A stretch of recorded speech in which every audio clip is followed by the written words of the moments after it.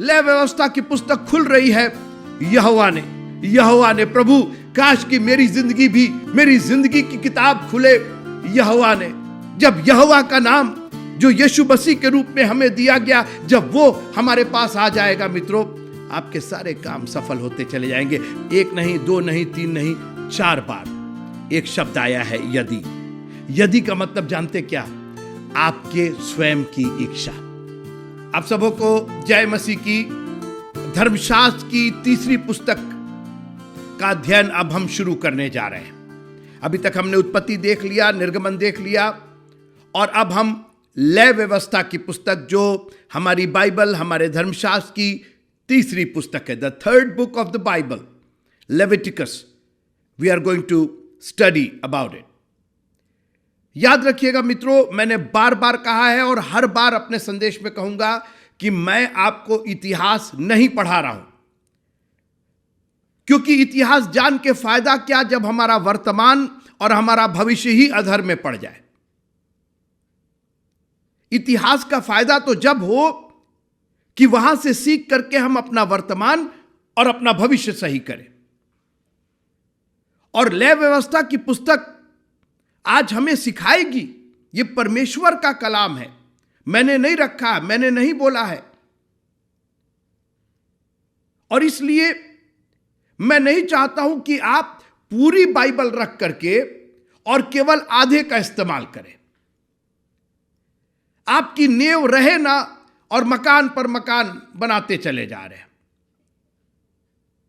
नींव है भी तो बालू पर बनी हुई है, और जैसे ही आंधी और तूफान आता है, अभी देखिए यह त्योहार बीता है, चर्चेस खाली हो गए। जो ईस्टर का त्योहार था, मार चर्चेस भरे हुए थे, टेंट लगाना पड़ रहा था, और फेसबुक पर मैंने कहा ना, दुनिया की फोटोज डाली जा रही थी कि हमारे चर्च में देखिए, हमारे चर्च में देखिए, और इतने लोग आए, इतने लोग को जलपान कराया गया, जलखान कराया गया, और ये किया गया। अरे भाई ठीक है, यीशु मसीह ने कहा कि मेरा राज इस संसार का नहीं है। हम इस संसार में खुश नहीं है कि कितने लोग आ रहे, कितने लोग नहीं आ रहे। सिर्फ एक चोर बचाया गया था क्रूस पर, लेकिन आज भी वो हमारे लिए आशीष का कारण है। आत्माएं बचनी चाहिए, भीड़ नहीं। प्रभु को भीड़ नहीं, भेड़े चाहिए। उसके भेड़शाला में भेड़े चाहिए, क्योंकि वो चरवाहा है, हमारा सच्चा चरवाहा है। और इसलिए मैं नहीं चाहता हूं कि आप आधी आशीष ही लेकर के और बाकी आधी आशीष से वंचित रहे। मैंने कहा कि इब्राहिम की वो आशीष प्रभु यीशु मसीह में हम अन्य जातियों तक पहुंचे। इब्राहिम की आशीष, ये पुराने नियम की जो पुस्तकें हैं, आपको जानना ही होगा। आपको इनसे वर्तमान की आशीषें खींच करके लानी होगी, उसका अध्ययन कीजिए। आप, प्रॉब्लम ये ना, आप इतिहास में चले जाते हैं। अच्छा, तो लय व्यवस्था में ये हुआ, तो फिर वहां ये लेवी ये किए, वो किए, वो जो किए वो सब ठीक है, वो फिजिकल किए, वो शारीरिक रूप से किए, उसका आत्मिक रूप से हमें क्या फायदा? ये इतनी छाछट किताबें इस बाइबल में क्यों हैं? एक ही किताब रख देते कोई, छाछट किताबें। ये हमारे आत्मिक जीवन की उन्नति के लिए है। और आज जब हम इस पुस्तक का अध्ययन शुरू कर रहे हैं, तो मैंने कहा कि मैं डिटेल में और उसके इतिहास में नहीं जाना चाहता हूं, क्योंकि फिर आप साइड ट्रैक हो जाएंगे। फिर आप, कई लोगों को खूब इतिहास मालूम है, पुराने नियम का एक एक चीज मालूम है, कितने हाथ का ये था और कितने फीट का वो था और कितने इंच का। बिल्कुल ठीक है, वो सब जानिए, लेकिन उससे हमारा फायदा क्या है? क्या हमारे आत्मिक जीवन की उन्नति हो रही है? क्या हम जब प्रभु आएगा तो उसके साथ जाने के लिए तैयार हैं या नहीं है? आइए, लय व्यवस्था की पुस्तक, उसके पहले अध्याय में हम 2 मुख्य बातों पर ध्यान देना चाहेंगे, जो हमारे और आपके आत्मिक उत्थान के लिए। और इसलिए जब आप लय व्यवस्था को सुनी तो आप कह सकते हैं, अरे बिशप साहब, आपने ये वाला तो बताया नहीं, आपने पुराने नियम का ये तो बताया नहीं कि इसराइलियों की क्या विधि थी और क्या नियम था। ठीक है, बहुत सब बात हम नहीं कर सकते। अगर आपको जानना है, ऑनलाइन क्लासेस हैं, बाइबल कॉलेजेस हैं, सेमिनरीज हैं, बुक्स हैं, लाइब्रेरीज हैं, खूब अध्ययन कीजिए। और यही मैं चाहता भी हूं कि आप उत्साहित हो करके कह रहे भाई ये तो थोड़ा सा बताएं, इसमें तो लगता है बहुत कुछ है। आप खुद अध्ययन कीजिए, क्योंकि हर एक को अपना अपना लेखा देना होगा। और इसलिए हम आपको उत्साहित करने के लिए, प्रेरित करने के लिए, आपको प्रेरणा देने के लिए इन पुस्तकों का सिलसिलेवार तरीके से अध्ययन कर रहे हैं। मैं लय अवस्था की पुस्तक उसके पहले अध्याय की सिर्फ पहली आयत पर थोड़ी देर आपका ध्यान आकर्षित करना चाहता हूं।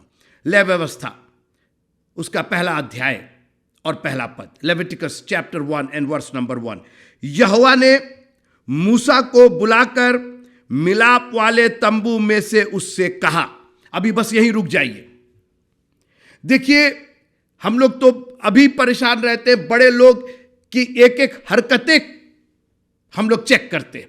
अरे उन्होंने बाल ऐसे झटका और वो इधर मुड़ के ऐसे देखे और उन्होंने उनका हाथ पकड़ा और मतलब बारीक से बारीक बातें हम लोग पकड़ते। और जब राजाओं के राजा, प्रभुओं के प्रभु की बात आती है तो मतलब हम लोग का तो एक्सप्रेस चल जाता है। हाँ, मतलब जैसे कोई मतलब ही नहीं है। एक एक लफ्ज, एक एक बिंदु हमारे और आपके वर्तमान और भविष्य का वो मील का पत्थर है। मित्रों, ध्यान दीजिए उस पर। आप मामूली मत समझिए, वो राजाओं का राजा है, उसके दामन का एक छोर छूने से 12 साल की बीमारी दूर हुई है। एक एक लफ्ज पर यीशु मसीह ने छोटी छोटी बातें कही। पूरा हुआ, पूरा हुआ। 2 सेंटेंस में, 2 वाक्य में उन्होंने सब कुछ पूरा कर दिया जो हम लोग जिंदगी भर हम लोग का तो पूरा ही नहीं हो पाता है। एक एक लफ्ज पर ध्यान दीजिए। मुझे खुशी है कि यह पुस्तक का आरंभ यहोवा से हो रहा है। जैसे बाइबल की जो पहली पुस्तक थी, आदि में परमेश्वर ने, क्योंकि मित्रों परमेश्वर के पहले ना कोई था ना कोई होगा, परमेश्वर के बाद ना कोई था ना कोई होगा, परमेश्वर के सिवा ना कोई है ना कोई होगा। आपको उसके झंडे तले आना पड़ेगा, उसके नाम के नीचे आना ही पड़ेगा। हर एक घुटना टिकेगा और हर जबान ये मानेगी कि यीशु ही प्रभु है। आप कब मानेंगे? आपका घुटना कब टिकेगा? आज तो हम लोग को बोलना पड़ता है कि कोई घुटने पर आकर के। अब ठीक है, आपकी फिजिकल प्रॉब्लम हो सकती है, लेकिन मन के अंदर नम्र, घुटने का बल का मतलब नम्रता, दीनता, उसकी डियटी को, उसके ईश्वरत्व को स्वीकार करना। तू राजाओं का राजा, तू प्रभुओं का प्रभु है। तेरे सामने हम आज कुर्सी खोजते हैं, हम लोग आज हमारी जगह, आप उसके सामने खड़े रहेंगे, अब बैठे रहेंगे। वो राजाओं का राजा है। आपकी हिम्मत, हमारी हिम्मत कैसे हो रही उसके सामने पसर करके बैठे हुए हैं। हाँ हाँ ठीक है। अरे वो राजाओं का राजा और प्रभुओं का प्रभु है। वो तो उसकी दया और उसके अनुग्रह को हमने इतने हल्के में ले लिया है। अगर वो न्याय करने लगे मित्रों, प्रभु का धन्यवाद कीजिए कि वो दया का सागर और क्षमा की खानी है। ये पुस्तक खुलती है यहोवा के नाम से। प्रभु तेरा धन्यवाद हो। मैं अपनी जिंदगी की शुरुआत तेरे नाम से करना चाहता हूं। सुबह उठ करके मैं अपनी पत्नी को, अपने बच्चों को, अपने हस्बैंड को, मैं इसको उसको, जब बुलाया जाएगा तब उनको पुकारूंगी। I want to call upon your name first. मैं आपके नाम को सबसे पहले पुकारना चाहता हूं, क्योंकि जिंदगी की शुरुआत, दिन की शुरुआत, हमारे हर एक कामों की शुरुआत, हमारी एक एक सांस की शुरुआत आपके नाम से होगी खुदावंद। मित्रों, जब आप उसका नाम सबसे पहले लेते हैं तो वहीं से आशीषें शुरू हो जाती हैं। उसका नाम वो चाबी है। स्वर्ग और पृथ्वी में उसका नाम छोड़ करके, यीशु नाम छोड़ करके और कोई नाम नहीं दिया गया है। स्वर्गदूत ने आकर के सबसे पहले कहा, तू उसका नाम यीशु रखना। जब आप यीशु नाम लेते हैं, आप अपने पापों को मिटाने का पूरा समर्पण कर देते हैं उसके नाम में। प्रभु तेरे नाम में मेरे पाप मिटाए जाए, मेरी गलतियां, मेरे अपराध क्षमा किए जाए। लय व्यवस्था की पुस्तक खुल रही है यहोवा ने। प्रभु काश कि मेरी जिंदगी की किताब खुले यहोवा ने, मेरे काम शुरू हो यहोवा ने, मेरे दिन का एक एक पहलू तेरे नाम से शुरू हो खुदावन। जब यहोवा का नाम, जब उस पिता परमेश्वर का नाम जो यीशु मसीह के रूप में हमें दिया गया, जब वो हमारे पास आ जाएगा मित्रों, आपके सारे काम सफल होते चले जाएंगे। नीति वचन में लिखा है कि यहोवा का नाम लेकर के सब काम कर तो तेरे काम सफल होंगे। आज हम नाम लेते हैं, लेकिन उस नाम, देखिए नाम लेने का मतलब आप उसके उस महिमा को ग्रहण कीजिए। सिर्फ नाम लेने से काम नहीं चलेगा। अरे नाम ले दिया, नाम ले लिया, नहीं, नाम में उसके जो उसकी महिमा है, उसका गौरव है। तेरा राज्य आए, हे पिता तू जो स्वर्ग में है, तेरा नाम पवित्र माना जाए। आप जब उसका नाम लेते हैं तो पहले अपने आप को उस पवित्रता के लायक बनाते हैं। प्रभु इन अशुद्ध होठों से कहीं तेरा नाम पवित्र नाम ना निकल जाए, हमारा और सब जो बना है वो भी बिगड़ जाएगा। अपने आप को उस नाम लेने के लायक तो बनाइए। हे हमारे पिता, पहले अपने आप को पुत्र के रूप में तो ढालिए। पिता पिता कह दिए, आप तो पुत्र है ही नहीं, आप तो दुनिया के क्या क्या बने हुए हैं। हम इनके हस्बैंड हैं, इनके बेटे हैं, हम उनके मौसा हैं, उनके फूफा हैं, उनके दुनिया की रिश्तेदारी है। लेकिन जिसको पिता कहना चाहिए, जिससे सारी आशीषें हैं, उसका तो कोई जब बस जरूरत है तभी उतने ही भर है। वो पिता है तो जन्म से लेकर के मृत्यु तक वो आपका पिता है। यहोवा ने मूसा को बुलाकर मिलाप वाले तंबू में से उससे कहा। बस मैं इसी पर बात करूंगा और एक और विषय पर बात करके मैं आपसे विदा लूंगा।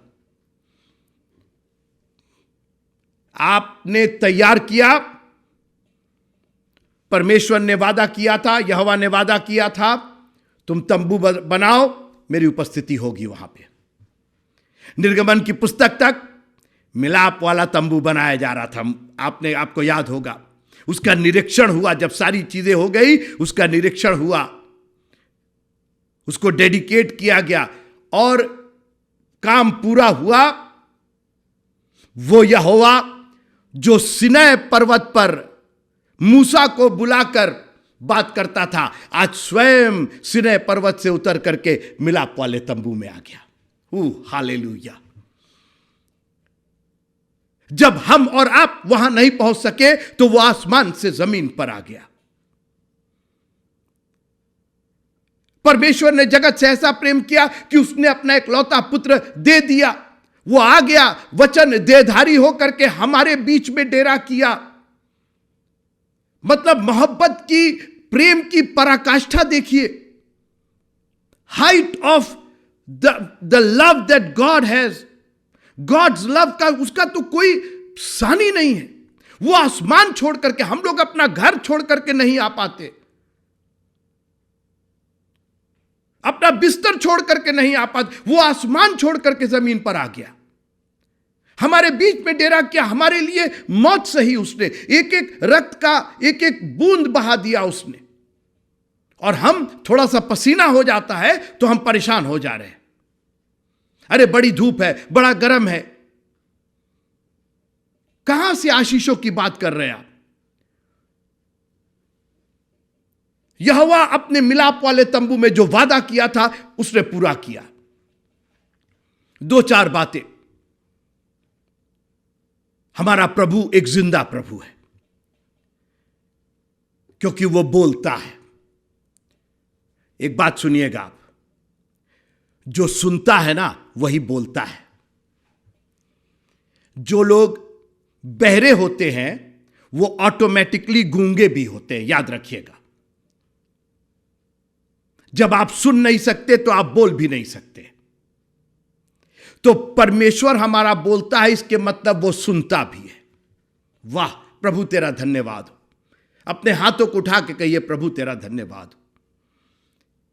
संकट के समय मुझे पुकारो, मैं तुम्हारी सुनूंगा, तुम्हें संकट से उबारूंगा, निकाल। सोचिए आप, हमारा प्रभु बोल रहा है, इसके मतलब वो सुनता है।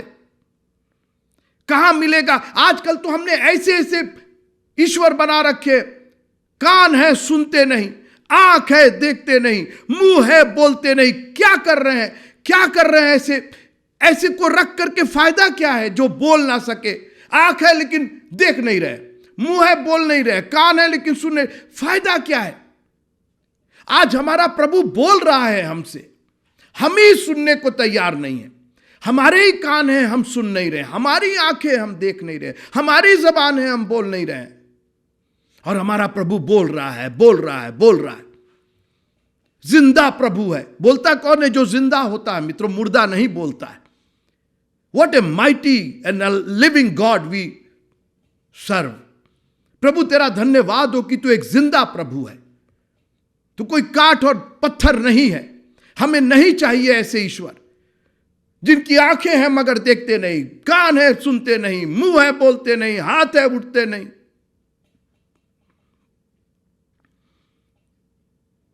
आप नदी में डूब रहे हैं, एक लाश आपको बचाएगी? लाश को पकड़ लिए जाकर के, खुद लाश हो गए उसी के अंदर। आपको एक ऐसा रेस्क्यूअर चाहिए, आपको एक ऐसा बचाने वाला चाहिए जो खुद जिंदा हो, जो उसको तैरना आता हो, जिसमें आपसे ज्यादा ताकत हो। मित्रों, आपका प्रभु, हमारा प्रभु यीशु मसीह, सारे जगत का मालिक,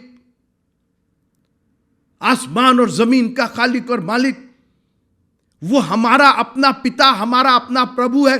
कहां आप दूसरे के पीछे जा रहे हैं? वो बोलता है, अपने कान खोल करके रखिए। कहां से बोलता है? अपने वचन के द्वारा बोलता है। मुझे याद है, मैं जब गांव में था, एक बार काफी रात हो गई थी, मैं अपने मित्र से बात कर रहा था और वो बहुत से दुनिया के सवाल कर रहा था मुझसे, और फिर आखिरी में उसने कहा, काफी रात थी और वहां अंधेरा था काफी, तो कहने लगा कि परमेश्वर हमसे तो कभी नहीं बोलता है, हमसे तो कभी उसने नहीं बोला। तो मैंने कहा, अच्छा ऐसा है, बहुत देर से तुम बोल रहे हो, मैं भी तुमसे बोल ही रहा हूं, 5 मिनट के लिए हम दोनों जन खामोश हो जाए। उसने कहा, क्या मतलब? हमने कहा, एक शब्द ना तुम बोलो ना मैं बोलूं। थोड़ी देर उसने सोचा, बोला अच्छा ठीक है, कोई नहीं बोलेगा। हम दोनों घड़ी देख करके 5 मिनट चुप रहे। 5 मिनट के बाद मैंने अपनी आवाज निकाली और मैंने कहा कि ये बताओ, जो 5 मिनट हम लोग खामोश रहे उसमें तुमको कुछ सुनाई दिया?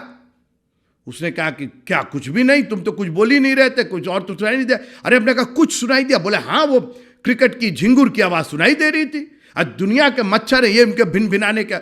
अभी देखिए, इसके पहले हम लोग इतनी देर से बात कर रहे थे, ना उसने झिंगुर का, क्रिकेट का जिक्र किया और ना मस्कीटो का जिक्र किया, ना कीड़े मकोड़े का। और जैसे ही 5 मिनट हम लोग शांत हुए, सब चीज उसको सुनाई देने लगी। हम लोग जिंदगी की भीड़ में इतने शोर में डूबे हुए हैं मित्रों, अपने ही शोर में डूबे हुए, अपने ही ख्यालों के शोर में इतने डूबे हुए। यहां चर्च में बैठे हैं, ये वचन सुन रहे हैं, मगर ख्याल में तो शोर ही शोर है। कहां प्रभु बात करेगा? और इसीलिए कई बार प्रभु को हम लोग को कोने में ले जाना पड़ता है, हम लोग को सुअर के बाड़े में ले जाना पड़ता है, हम लोग को सबसे तिरस्कृत करना पड़ता है। जब हम लोग तिरस्कृत हो जाते हैं, लोग थुथु करते हैं, अपने रिश्तेदार खानदान सब आपका सब लुट जाता है, आपकी जमीन जायदाद घर द्वार रिश्ते नाते सब खत्म हो जाते हैं। प्रभु कहता है, अब तुम सुनोगे मेरी, अब मैं बोलूंगा और तुम सुनोगे। शामुएल दिन भर मंदिर की सेवा करता था, कुछ सुनाई नहीं दे रहा था उसको, वो सेवा ही में व्यस्त था। या झाड़ू लगा रहे हैं तो पोछा लगा रहे हैं, तो दिया जला रहे हैं, तो ये कर रहे हैं, वो कर रहा था वो मंदिर की सेवा, मगर प्रभु की आवाज नहीं सुन रहा था। और जब रात हुई, जब सब खामोश हो गया, सब काम बंद हो गया, अंधेरे में प्रभु की आवाज आई, शामुएल शामुएल, मैं तुझसे बात करना चाहता हूं। कई बार खुदावंद हम लोग की जिंदगी में इतना घनघोर अंधेरा कर देता है। आपके सवाल है ना कि मेरे साथ ऐसा क्यों है, मेरी बीमारी आज तक ठीक है, 38 साल 12 साल बहुत लोग बीमार हुए, एक जन तो मर ही गए, 4 दिन तक मरे रहे। मैं लाजर की बात कर रहा हूं। जिंदगी में अंधेरा, मरियम और मार्था की जिंदगी में अंधेरा कर दिया। प्रभु अगर तू होता तो मेरा भाई नहीं मरता। यीशु के आंसू बहने लगे। सोचिए आप, जिंदगी में अंधेरा प्रभु कई बार वो प्यार करता है, वो चाहता है कि किसी तरीके से ये हमारी आवाज सुन ले। तंबू में से उसने मूसा को आवाज दी।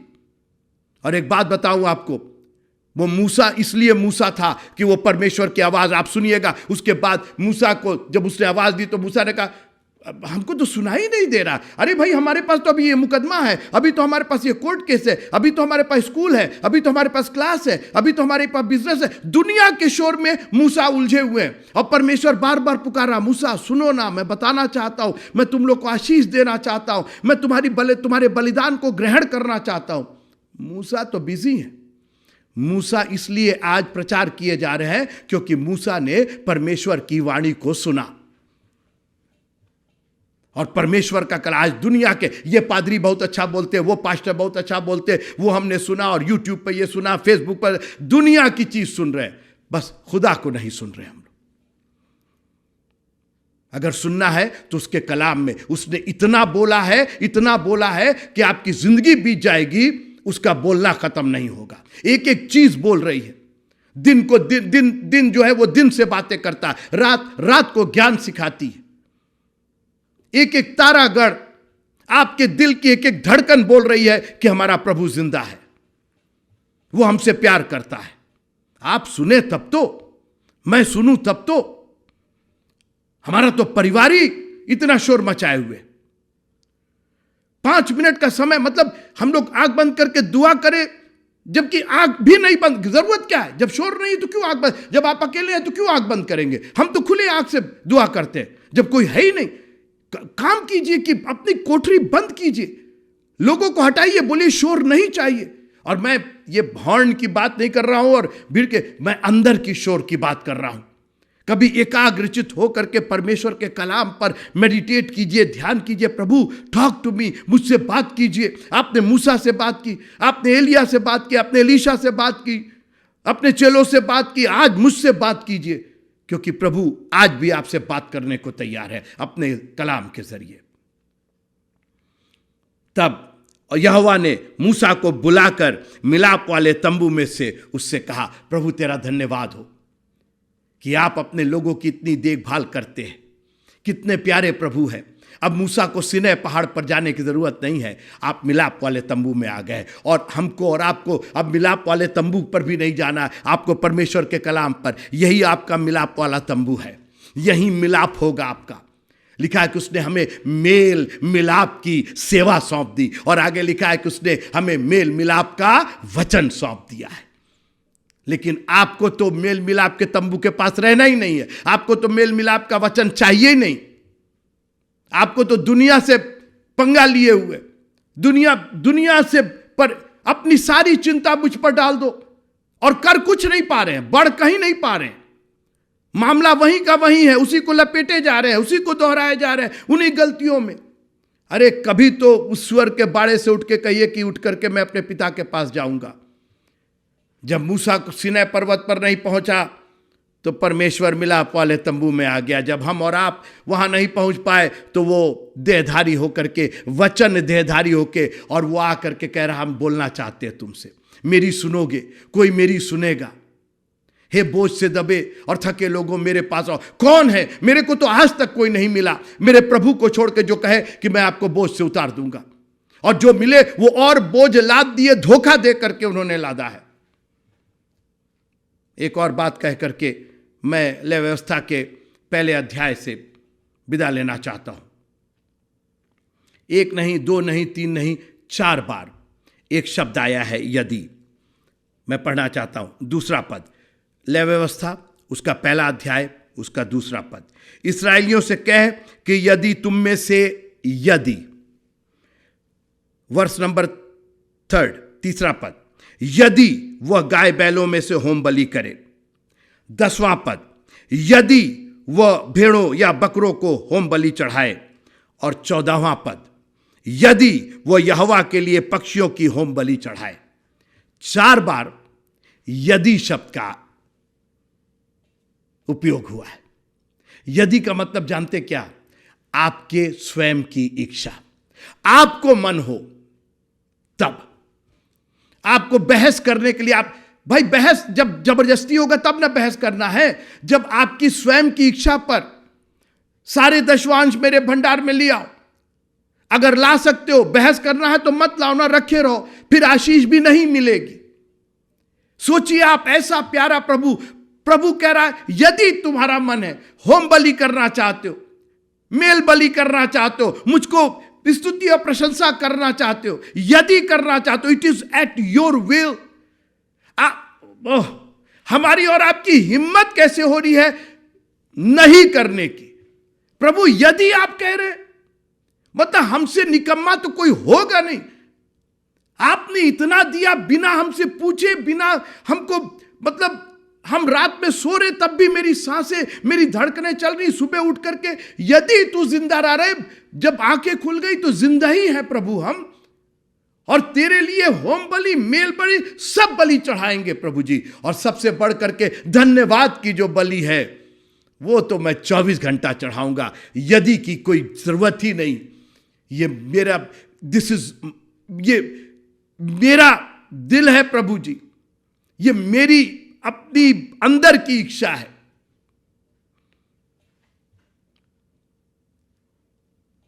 उड़ाऊ पुत्र को खुद लौट करके आना पड़ा, उसका बाप उसको गिरबान खींच करके नहीं लेकर के आया। मैं उठ करके अपने पिता के पास जाऊंगा। प्रभु ने हमें एक फ्री विल दिया है। लोग पूछते हैं, अक्सर यह सवाल है, जब प्रभु को मालूम था कि वो लोग फल खाएंगे तो क्यों वहां पर वो पेड़ रहने दिया। प्रभु ने हमें एक स्व इच्छा दी है, एक विवेक दिया है, उसका इस्तेमाल कीजिए और दिल से अपने प्रभु के पास आइए। लय व्यवस्था की पुस्तक के आगे अध्याय को भी हम देखेंगे, मगर ये पुस्तक यहोवा के नाम से शुरू होती है, यहोवा के बोलने से शुरू होती है। और यहोवा ने कहा यदि तू होम बलि करे, यदि तू मेल बलि करे। प्रभु जी यदि का सवाल ही नहीं, मैं तो हर समय यहोवा को धन्य कहूंगा और उसकी स्तुति निरंतर मेरे मुख से होती रहेगी। प्रभु आपको बड़ी आशीष दे। इस चैप्टर को एक बार फिर से पढ़िएगा, कई बार पढ़िएगा, यहोवा आपसे बात करेगा। उसको केवल रटने के हिसाब से नहीं, आप कहिएगा प्रभु इसमें और क्या है मेरे लिए, ये इतिहास से वर्तमान और भविष्य में मेरे लिए क्या है। आप उससे बात कीजिए ना।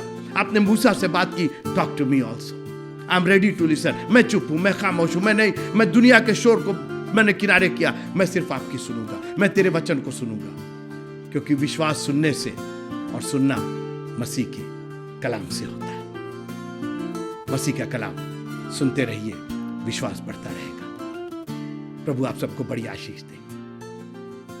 जय मसीह की।